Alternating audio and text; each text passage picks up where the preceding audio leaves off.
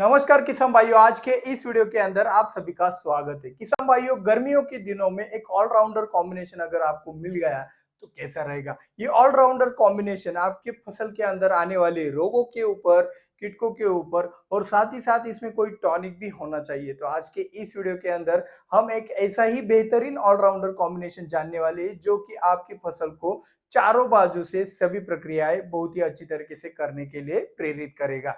तो चले बिना किसी देरी के शुरुआत करते हैं आज के इस वीडियो की।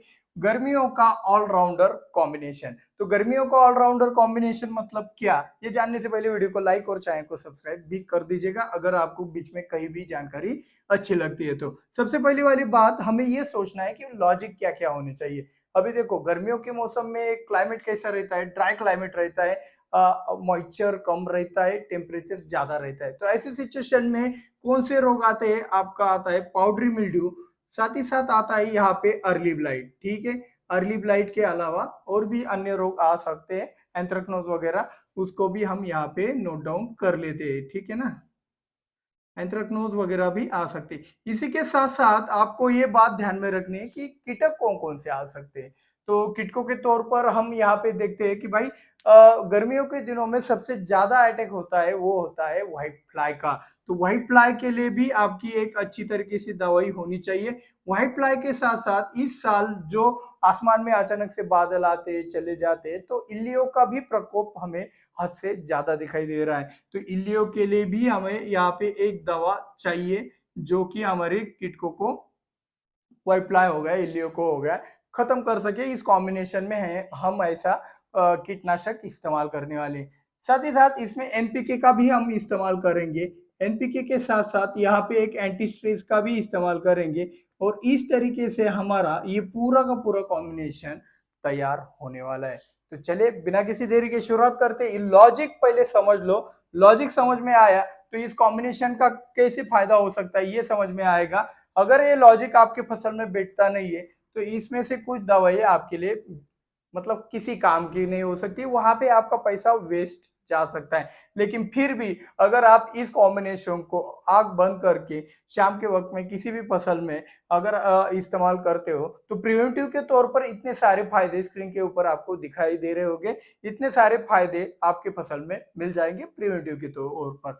ठीक है, तो पाउडरी मिल्ड्यू और अर्ली ब्लाइट और एंथ्रेक्नोज के लिए हम क्या लेने वाले हैं, तो हम यहाँ पे लेने वाले हैं शामिर। शामिर के अंदर क्या आता है, देखो शामिर आदमा का प्रोडक्ट है, इसका मतलब वही लेना है ऐसा भी कुछ नहीं है। शामिर के अंदर आता है टेबुकोनेजोल प्लस कैप्टन आता है, जो कि फ्लावरिंग स्टेज में भी चलने वाला कॉम्बिनेशन हम यहाँ पे बना रहे हैं। तो ये भी बात आपको ध्यान में रखना है, इससे कोई भी फ्लावर ड्रॉपिंग नहीं होने वाला है। तो शामिर हम लेने वाले, शामिर के अंदर आता है आपका टेबुकोनेजोल प्लस कैप्टन, लिक्विड फॉर्मुलेशन में आता है। आप अन्य कंपनियों का भी ये कॉम्बिनेशन मिलता होगा तो उनका भी ले सकते हो, एक कंपनी से कोई भी नाता नहीं है।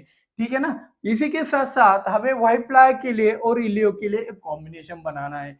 ठीक है ना, एक सिस्टेमिक और एक कॉन्टैक्ट। तो कौन सा लेना है, आपको भी पता है व्हाइट फ्लाई के लिए आपका उलाला बेटर काम करता है, एक पेगासस बढ़िया काम करता है। अगर व्हाइट फ्लाई का अटैक है तो आप यहाँ पे उलाला लीजिएगा, और अगर व्हाइट फ्लाई का अटैक नहीं है तो आप पेगासस का इस्तेमाल यहाँ पे प्रिवेंटिव के तौर पर भी कर सकते हो। पेगासस के अंदर आता है डाइफेंथ्योरॉन, जो कि आप किसी भी कंपनी का ले सकते हो।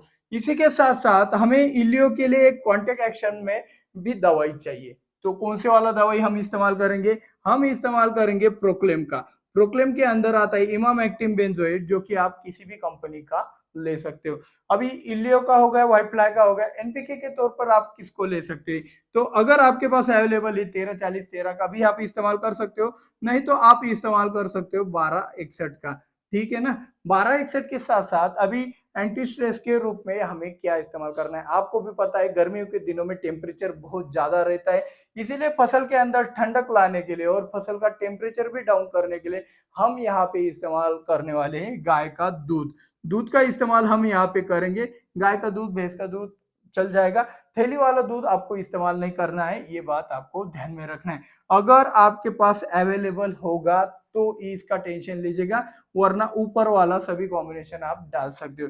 हम इस्तेमाल करेंगे इस कॉम्बिनेशन के अंदर 6 बेंजील एडेनाइन 6BA का, जिससे आपको बहुत ही शानदार रिजल्ट मिल सके। तो ये पूरा का पूरा कॉम्बिनेशन हमारा तैयार हो चुका है, लेकिन जिसने ये दौड़ा दौड़ा के देखा होगा उसको ये सभी चीजें पहले समझना होगा, जिसके लिए ये वीडियो वापस से देख सकते हो। तो पहली बात, शामिर का डोज कितना है? 200 लीटर पानी के लिए आप ले सकते हो 400 मिली ml में आता है।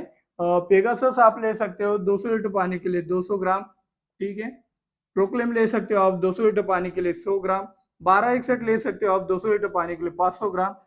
दूध आपको लेना है आधा लीटर, मतलब 500 ml। और 6BA 200 लीटर पानी के लिए 2 ग्राम। इसको सॉल्वेंट में मिक्स करके ही डालना पड़ता है। सॉल्वेंट के तौर पर आप देसी दारू का भी इस्तेमाल कर सकते हो, जिससे बहुत बढ़िया रिजल्ट आपको मिल जाता है। तो इस तरीके से हमारा ये जो ऑलराउंडर कॉम्बिनेशन है, ये किस लॉजिक के हिसाब से बनाया गया है, इसको पहले समझ जाओ।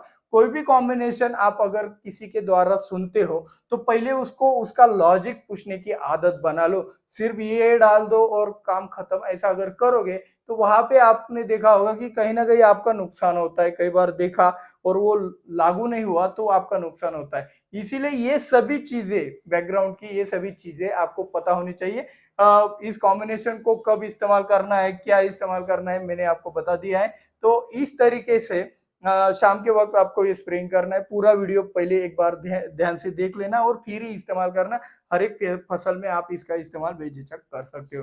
वीडियो अच्छा लगा हो तो दिल से लाइक और चैनल को सब्सक्राइब भी कर लेना, और बहुत ही मन किया तो शेयर भी कर देना। मिलते हैं अगले वीडियो में। जय जवान जय किसान।